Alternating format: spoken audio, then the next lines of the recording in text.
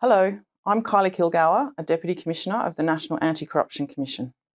Today, the Commission has published the investigation report relating to the conduct of 6 individuals referred by the Royal Commission into the Robodebt Scheme.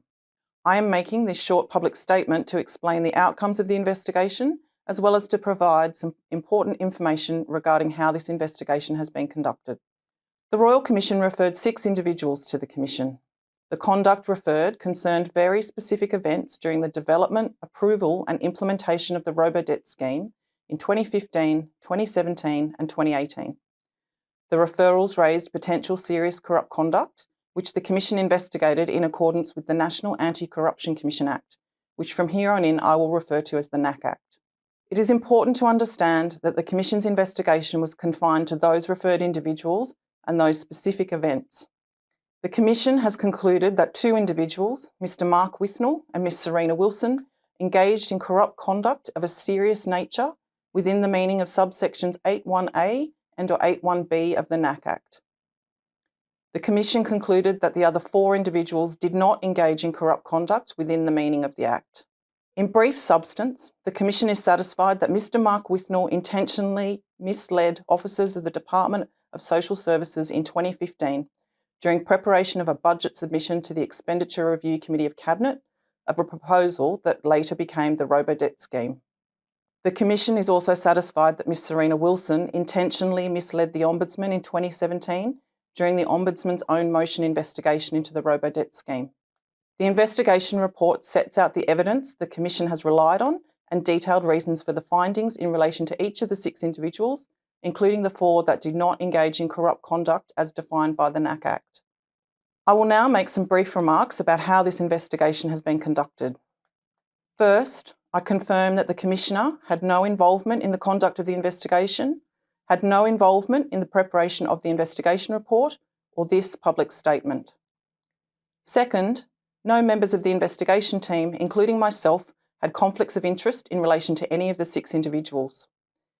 The report contains more information about the members of the investigation team and the roles they performed in assisting me to undertake this investigation. The investigation commenced in April 2025 and, after a period analysing a large volume of material relating to the referrals, there were 35 days of private hearings between August and October 2025, during which the 6 individuals and 33 other witnesses were summoned to give evidence. As is the case for all anti-corruption commissions, the NAC Act requires that generally the Commission's hearings are held in private.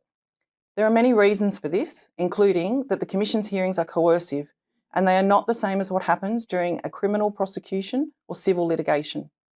Under Section 73 of the NAC Act, a hearing may only be held in public where strict statutory thresholds are met. There must be exceptional circumstances and it must be in the public interest. That the Royal Commission made these referrals was not in and of itself an exceptional circumstance. Many Royal Commissions and other time-limited inquiries make referrals to other bodies for further action. One key public interest consideration under the NAC Act is whether public hearings could prejudice any later criminal proceedings if a matter were referred for prosecution. Another key consideration is whether it could cause unfair harm to the reputation, privacy, safety or well-being of individuals involved, including witnesses. Both of these issues were key to the decision not to hold any public hearings during this investigation. And if you read the report in full, you'll also see that what was contained in the referrals had already been fully exposed during the Royal Commission's hearings and in its final report.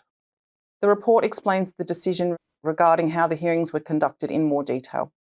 So, while this was not a matter in which it was possible to conduct public hearings, the Commission was satisfied it is in the public interest to publish a detailed report, because the referrals have been and remain a matter of public concern, and it is important that the public be assured that the issues have been fully and fairly investigated. The Commission's findings and opinions concerning the 6 individuals were formed on the basis of the evidence and the law, following a fair, impartial and thorough investigation conducted in accordance with the NAC Act. The investigation concludes with the publication of this report. The investigation report and other explanatory material about the Commission's jurisdiction and processes is available on the Commission's website at nac.gov.au. Thank you for listening.